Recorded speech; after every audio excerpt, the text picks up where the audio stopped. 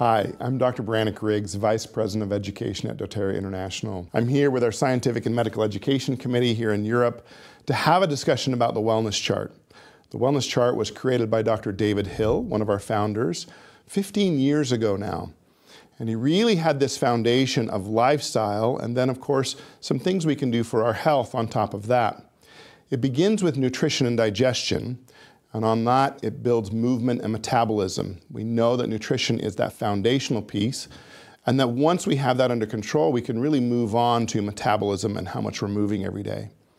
On top of that, we then move to rest and manage stress, realizing that stress is so important to help control in our lives, and we must be getting good rest. On top of that, we try to reduce our synthetic exposure, trying to make sure that we're getting rid of those things in our lives that can be causing issues for us from a synthetic standpoint. Moving up from there, we move past lifestyle, now moving into more informed self-care and then proactive health care. And so we want to have this foundational level conversation about nutrition and digestion. So Ruth, what do you feel are the fundamentals that people need to know about this level? Yeah, well, first of all, I love that they've put this at the basis of it. I like the whole idea of the chart and how it sort of builds up on it. And it is really important for us to recognize that the foods that we eat are the fundamental tools that we have to make our bodies work and function. It's how we deal with, first of all, you need the macronutrients, you know, the proteins, the carbohydrates, the fats, for the building blocks and for energy. But you also need all the micronutrients that help your body to defend itself against what's coming against it, to keep your immune system healthy. So all the things that you need come from the food that you eat and the way that you eat it and the balance that you have. Those cells need those micronutrients, right? Absolutely. They don't function very well without the micronutrients. Exactly right, yeah. They call them vital amines. Vitamins, vital amines. Right, yeah. So we absolutely need them, right? And unfortunately, we're getting less and less of those in our food. Right? That's right. Yeah. Things have changed significantly over the last, 10,000 years. It's one of the things that actually really surprised me was, I'd always heard this about nutritional deficiencies, but then when you stop and think about it, and you think about intensive farming methods that we use, the things that we put on the plants in order to sort of encourage them to look nice in the shop, but they somehow don't taste as good, and that means that they haven't got the same nutrients in there. Yeah. And we know that happens. We know we've reduced the nutrient qualities of our foods for years. Depletion in soil quality. Right. Turns out phytonutrients don't typically taste good. No. And so we get rid of a lot of those phytonutrients, right? Just so that people will buy the product. An apple, 500 years ago was small and bitter and sour, and people would eat them but did not enjoy them. Now they're full of sugars, natural sugars, but they're full of sugars and they're really large, right? So we've changed that over a period of time. You mentioned earlier, we were having a conversation about vitamin D and the challenge that that's a challenge here in Europe of keeping a vitamin D level to a good level. Yeah, it is. It's like an epitome of a lack of vitamin D. So people have their own clothes that are not exposed to the sun. They cannot have all the process to production of vitamin D, and they have really a lack of vitamin D. So there are some studies that says that more than 95% of people have any type of deficiency of vitamin D. So actually, it's concerning. So about the need that vitamin D is in our body and the bone development and all the consequences that will come. Yeah, we know the immune system uses vitamin D as a fuel, and when we don't have enough vitamin D, it becomes a challenge. Our immune system doesn't function nearly as optimally, and we want to keep, we want to make sure that that's an issue. Especially those that live in the northern countries, where it gets cold, right? And then during the wintertime, we may see the sun on occasion, but we're covered up, right? We put mittens on, we put hats on, we put coats on, and we're completely covered up. So the skin actually gets no exposure for sometimes 6-7 months, and therefore we don't make much we're joking that maybe if you have more than 200 days in the beginning, we will have like a good amount of vitamin D, but it's not possible nowadays. I don't even have one day in that. Yeah. There are some good sides to it, that's true. Yeah, but it's never enough. It's not enough. So I see my practice every day. when I ask for blood exams, the lack of vitamin D. Yeah, yeah. And I need to thoroughly supplement that.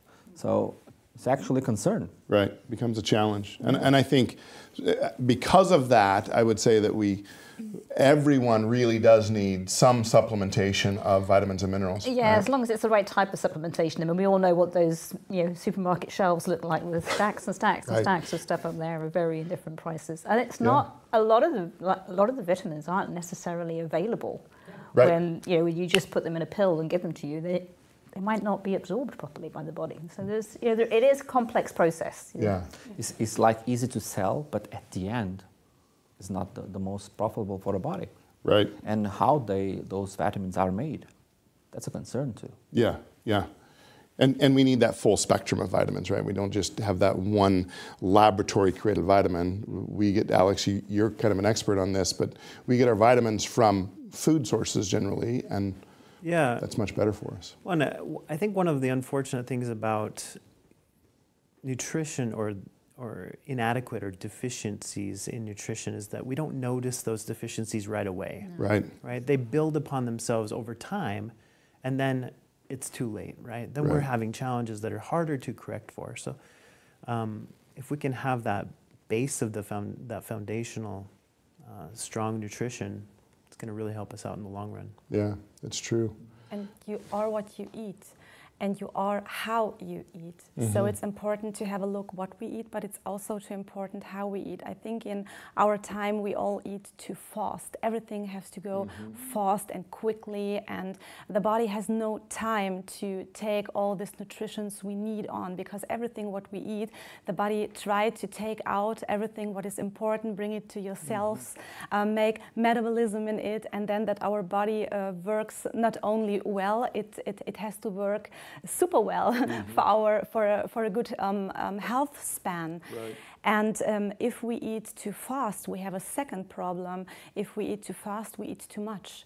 If we eat slowly, with time, maybe also not in hurry, then we ate not so much, because the body needs 20 to 30 minutes eating when the body said us, okay, it's enough. So a lot of people have weight problems because they eat too fast. Yeah, yeah. I've heard it say that not just we are what we eat, but maybe more importantly, we are what we digest. Yeah. Because sometimes we're eating things that we're not digesting well, and sometimes our GI tract is not really set up to be as healthy as it could be. So digestion becomes also a really important part of this, nutrition and digestion. We've talked a bit about nutrition, so digestion now becomes a concept in which we need to talk about, so what are the factors that help us with healthy digestion? What helps supports the digestive system? And if you think, our physiology adapts to our way of life? Because we have now this running days and work and time for the kids, and we don't have time to prepare the whole foods and prepare good meals, and all this lifestyle that we have, always rushing. Maybe our physiology is not really adapted to our lifestyle nowadays. Stress certainly affects digestion, right? Slows the GI tract. Therefore, we don't digest things as well. That's very true. And the microbiome. Love it. I was just going to say that. So expound on that for us, Ruth. Tell us about the microbiome and how that helps the GI tract in digestion. Well, I mean, it's a balance of all the microbes that we have in the GI tract. We've found out in recent years, and it's relatively recent years that we recognize the importance that it is both in digestion, in the passage through the tract and how we digest things and how we absorb things. Some of the nutrients that we have actually need those commensal bacteria in order to be able to be available to us. Right. But it's also really closely linked to our immune system. So it's a really fine balance. We need to have a good microbiome, and it is easily upset by stress, by the food that we eat, by the things that we do.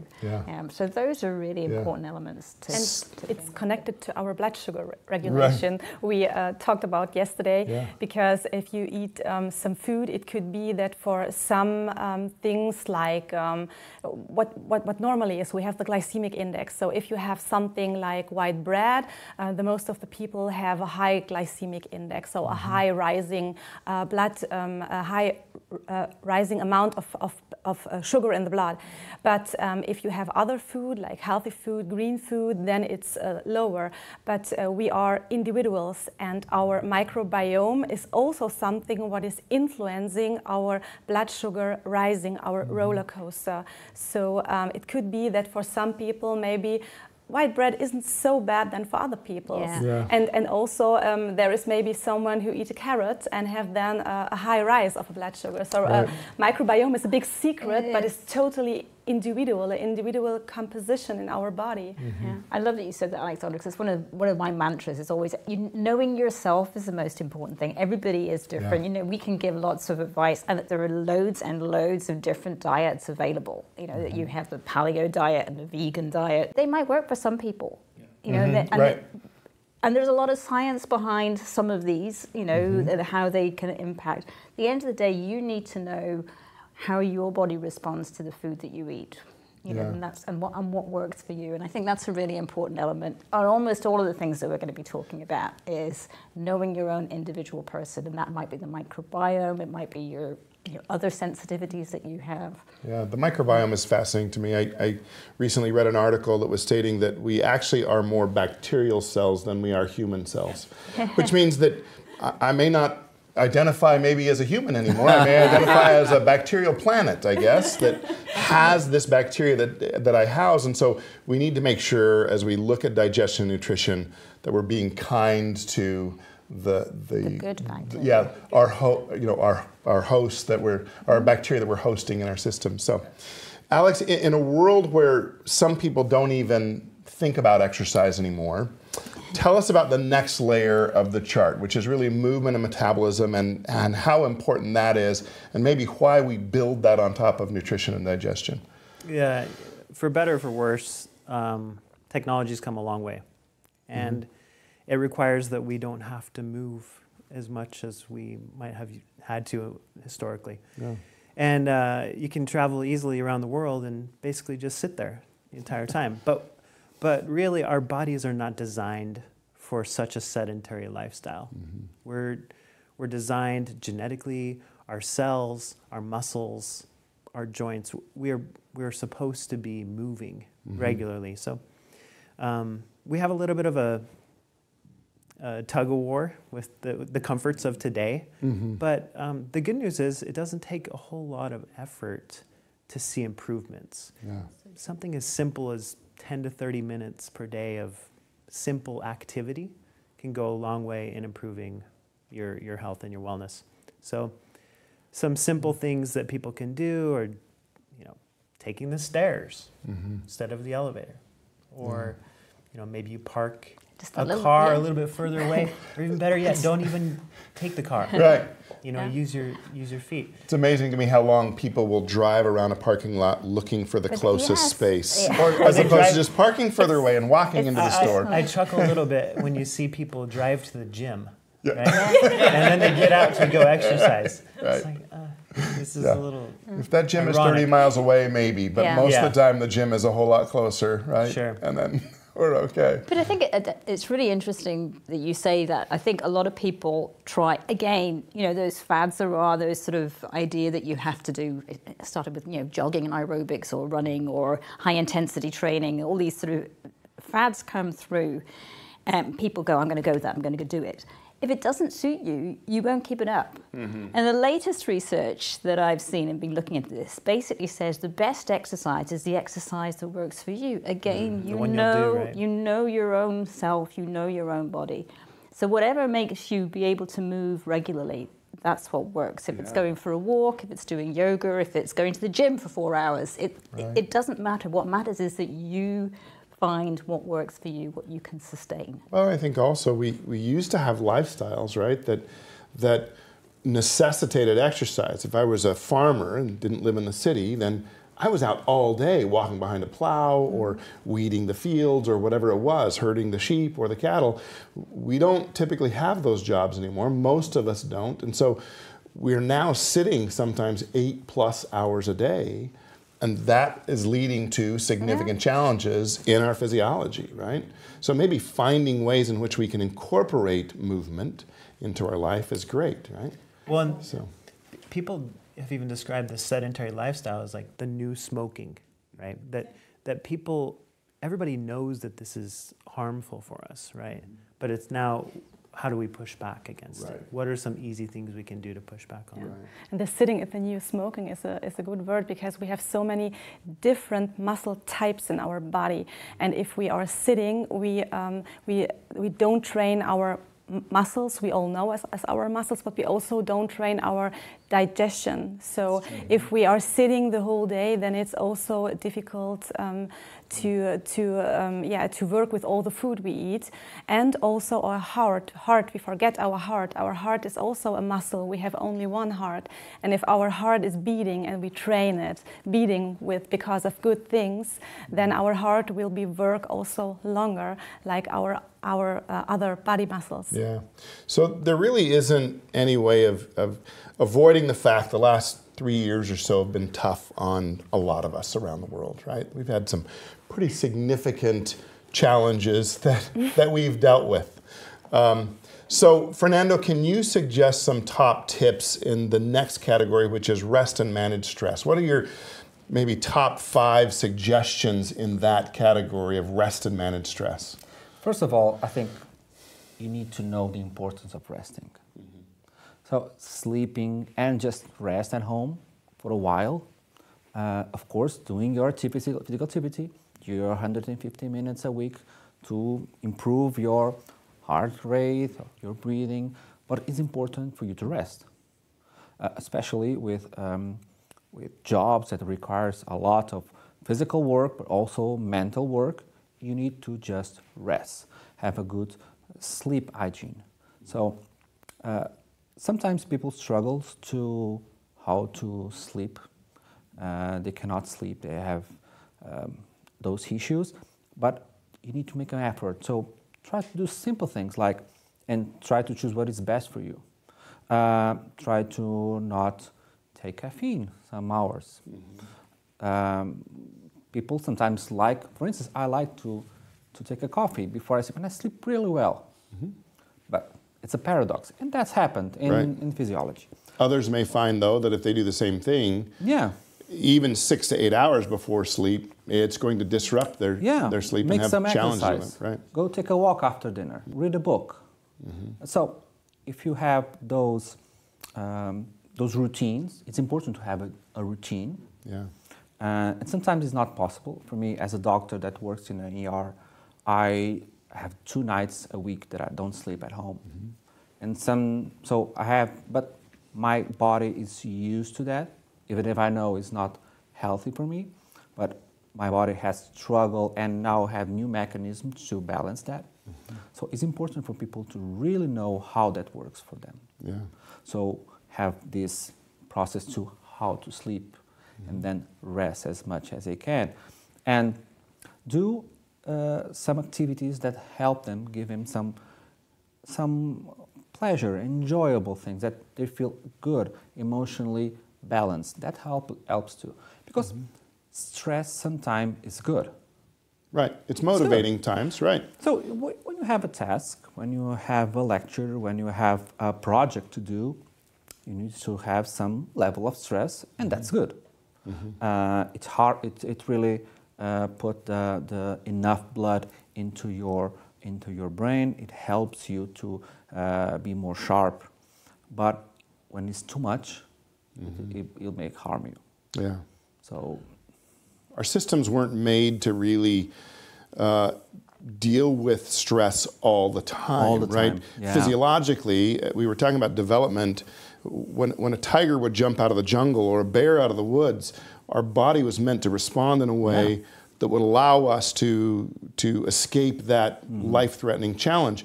But when someone cuts us off on the road, our body responds in exactly the same way. Yeah. And if it's doing that constantly, it wreaks havoc on the system, right? Yeah, and that's because a lot of hormones we have in our bodies, so adrenaline, noradrenaline, cortisol, they release this when we have stress.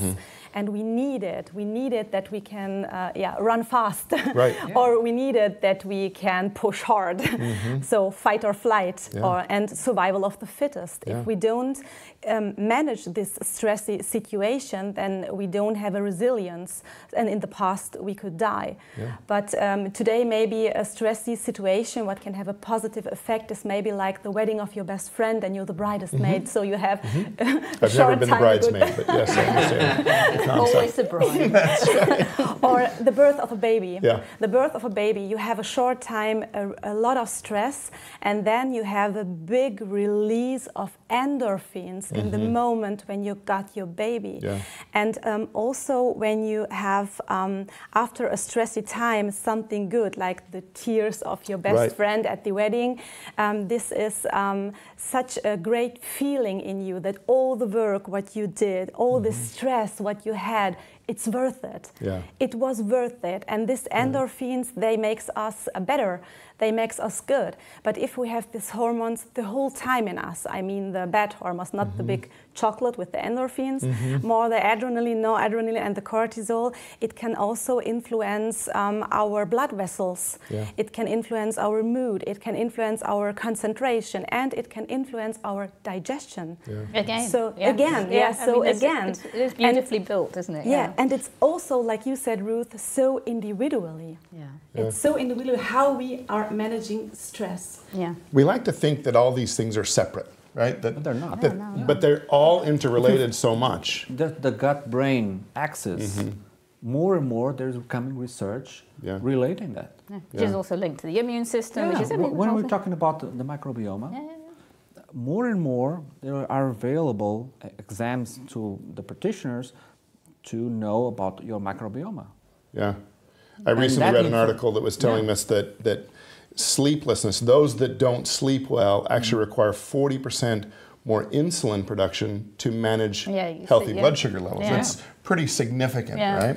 I loved your example. I mean, there are people out there who can't necessarily, because of their work commitments or because they can't necessarily have a regular habit that you have getting to sleep. And I love the fact that it doesn't have to be that way. There is a way that you can use tools, and there's some really nice doTERRA tools that you can use to help you to substitute, to find a rhythm that suits your life, even if it involves 2 nights a week in a hospital or 4 nights a week in a... But then you can rest afterwards. But it's the balance. You need to find something that really matters. You need to know what is available for you. And there's a way to get balance again, even with an unbalanced work life and complicated. And that touch also about the emotions. Emotions is also important in that all that dynamics. So when you see all the physiological and emotion and psychological, everything is connected. And ever interacts with each other. So Ruth, our next level is reducing synthetic exposure. Your specialty, right, where you've spent your career. So what does this layer involve, and why is this an important area to be aware of? Well, I think what we've discovered, that it's been a chemical era. There have been so many fantastic new products out there that, help to do things like cleaning our house, looking after our garden, agricultural products to help our crops grow with less nutrition. Let's not go down that path.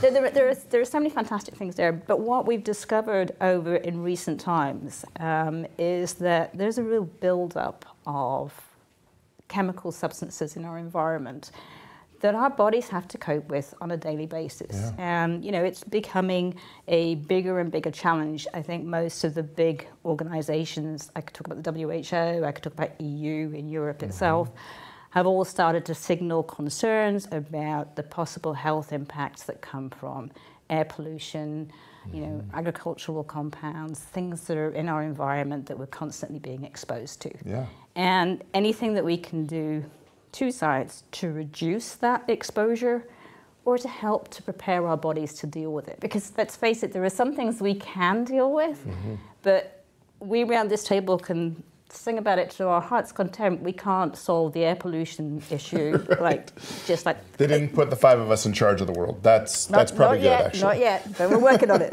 Yeah.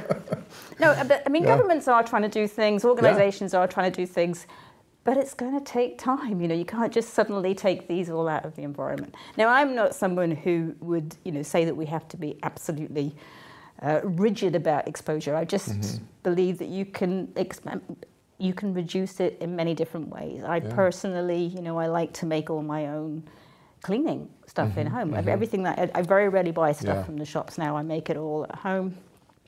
And my mother keeps saying, I used to do that. Yeah. Right. I mean, it's all, we used to do these things. Yeah. And she knows all these. I keep discovering something and saying, Mum, did you know that vinegar takes state? Yeah, of course I did. Right.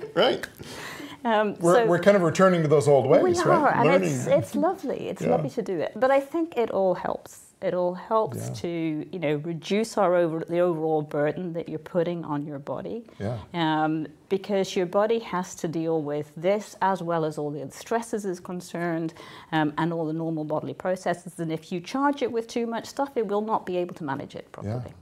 It's interesting. A lot of these are coming with personal care products, right? So the statistics I recently read is that women use 65 personal care products a day, which doesn't surprise me a whole lot.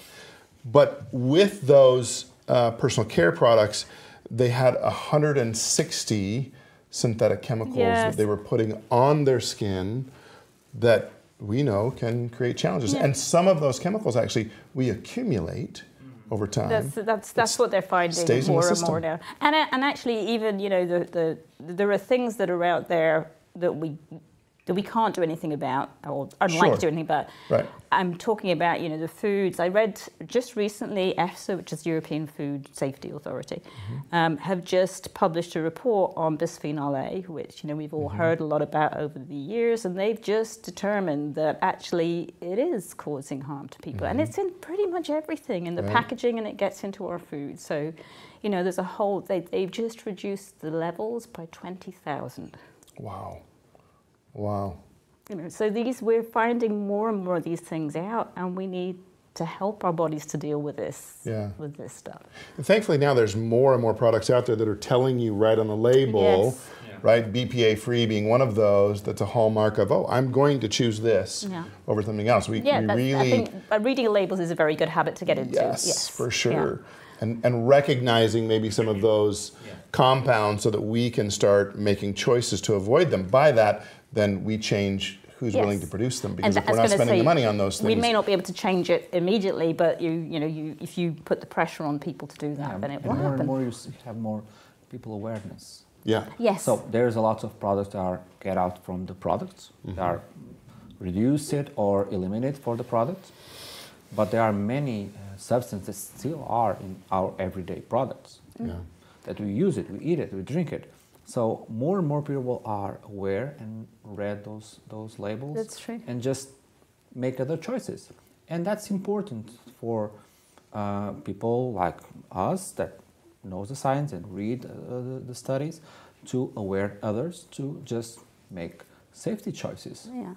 I mean, I completely agree with you, but I also think it's important to sort of keep passing that message across, because it's a very confusing world out there. I mean, the food labeling is a case in point. It can be very different from one place to another, and it can be overwhelming. Again, going back to the stress, if you've not got much time and you're walking around the shop, how much time do you have to sort of pick off every packet and look at the label and think about it? It takes time. So I think the other side of this is, yes, do it little bit by little when you can, reduce it. But also prepare your body, take those supplements, take those micronutrients, because the better prepared your body is, the more likely it is to be able to cope with the exposures that it can't avoid. Yeah, I love that concept, because we are going to be exposed to synthetics. We just are, even as cleanly as we'd like to live. It's a fact of life in today's modern world, and so therefore I agree with that. We do what you can to reduce the amount of exposure in your life, And then you do what you can to prepare yourselves to I deal think with the that's- exposure that you do have. And that I love involves the nutritional level, that involves reducing your stress, that involves your rest, it involves exercise, supporting all our those liver and our things. kidneys, right? Yeah, well, Right. exactly, yeah. Yeah, I think that's a great concept. So as with rest and managed stress, the next layer is incredibly important. And it probably needs to be a priority now more than ever. So Alexandra, what can you tell us about implementing the idea of informed self-care effectively? Yeah, that's really exciting. We already talked about a little bit about this theme. I think we have to make a difference between the self-care and the informed self-care. The self-care is to promoting and improving your health. But in the informed self-care, you have to know how.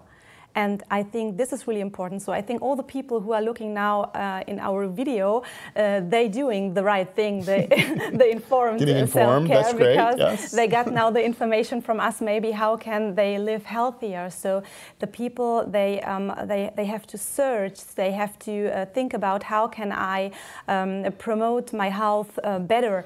And I think that a lot of people don't know how. A lot of people, like Fernando said, they open the labels and they don't know, me either, what is this word and what does this mean for us or for me, and also how these things belongs together. And we see today how these things belongs together.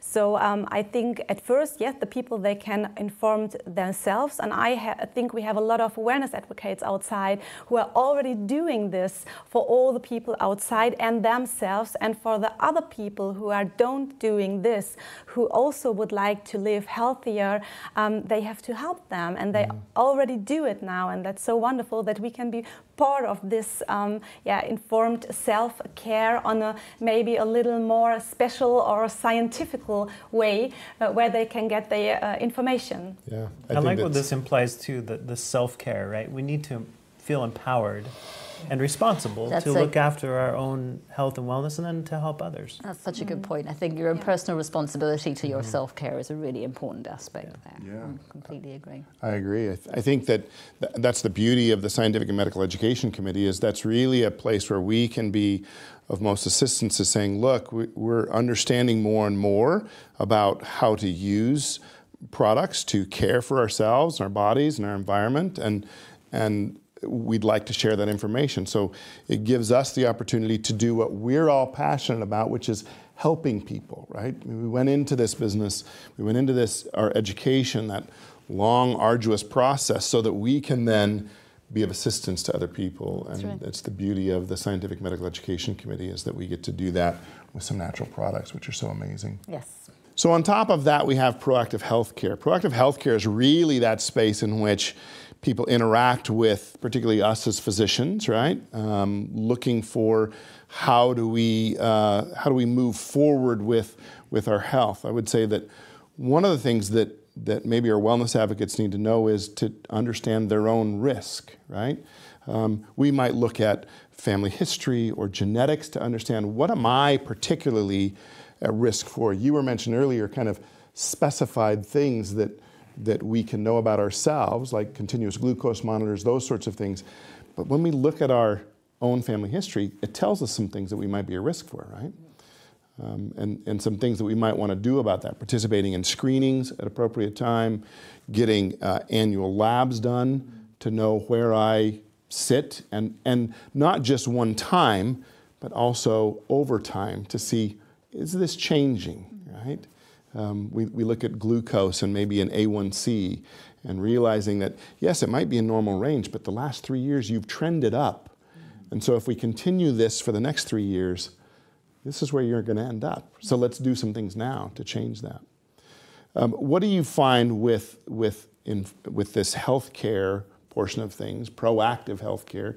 What would you wish to tell your patients to do in that proactive healthcare space? Well, I think first I need to give him the responsibility. So it's your life. I'm here to love that. It's your life, but I'm here to help you, to support you. I'm going to give you my hand to go with you along the way. You will not be alone. And let's see the family history. Let's see how is your past. So let's see what is your current problems. What is the future problem that could happen. Right. So let's make some changes if you need so. Yeah. And if I'm here to answer all your questions. Yeah. So be, as a physician, available for them, and also because some of them are families that take care of the kids, right. and they're older, so they need to know there's a person that take care of yourself, but take care of others. Yeah. So they really need to know about a proactive care. I love that, Fernando, because for me, I term it, don't ever give away your power, which means that you as an individual should be in charge of your health care. And sometimes we have people that interact with the medical system and they come in and they say, well, I'm just here to do whatever you tell me. And I don't think that's a healthy relationship. It really should be I'm a physician, I'm here to counsel with you and advise you, but at the end of the day, this is your decision, 100% your decision as to whether or not you take those recommendations and make those changes or not. And if we can keep that relationship a healthy one of you're in control as the patient, I'm simply here to counsel with you and advise you, then that's probably a healthier relationship than what we typically That's what I do have. with my patients. Yeah. When I propose them a program, I ask them, do you agree with me? Yeah. I was settled. Yeah. Like making a contract. Yeah. So this what I propose. Yeah. So we can negotiate, of Yeah. course, but this is your life. That's you can do it. Because we are in a world with a lot of information. Like you said, we have a media, you have the information that we never had, our parents never had. Yeah. Even us, when we studied, we need to go to libraries, see books, and now they just, in a click, they can see thousands and thousands of books. So they come to our offices and make questions, and we are there to just answer them. Yeah. To just give them the real information behind some information that you can read online. The other concept that I like within this space is meeting the patient where they are, meeting the individual where they are, making sure that we're not asking them to go a mile when they're only able to walk, 15 yards or half a kilometer, right? We need to make sure that we're asking what is the next step that they can make in their healthcare choices and their lifestyle, not what is the ultimate that we want them to get to. Proactively, right? Yeah, proactively, right? So if we can help them make those small incremental changes in their life, then they're likely to be able to respond easier and be able to accomplish those things. Imagine a person with 80 years old that has problems with endocrine problems, and they need to have some change in their habits. It's difficult to change a diet with a guy with 80 years old. Yeah. It's complicated. Yeah. You can make mild changes, but it's the age of your grandfather. Yeah, So right. you cannot expect they make huge changes. Right. So we need to be flexible and just see the other side and try to be as more humble as possible to help them. Yeah.